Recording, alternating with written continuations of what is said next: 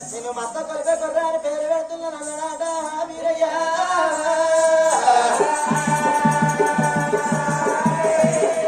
మరి పుట్టు కుదరన్నాడు నా యొక్క గుల్ల ముంగట పచ్చ ఆకుల మీద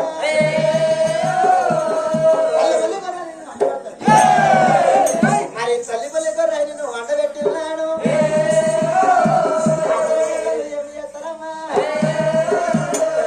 మనవల కటాలు తీసుకొచ్చి సగం మొండికాయ వస్తారు.